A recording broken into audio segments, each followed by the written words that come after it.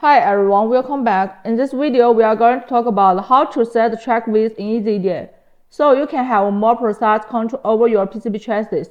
First, let's look at the track width setting related to copper signals. Go to the top menu and click Design Rules. Then find Track and select copper signals. Once you select it,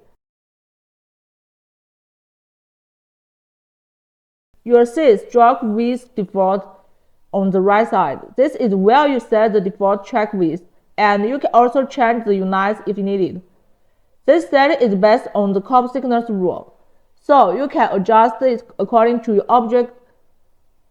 your project's requirements. It's also a good idea to consider your manufacturer's process and the board signals when choosing the right value.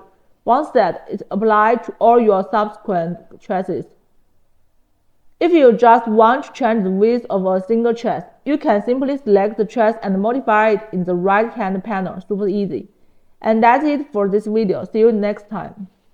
$85,000 prize pool. The EasyEDA 2026 Stars competition is now open worldwide. Material costs largely reimbursed. $100 JLC coupon for every qualified completed project. Top 28 engineers get invited to JLC Factory to see production up close.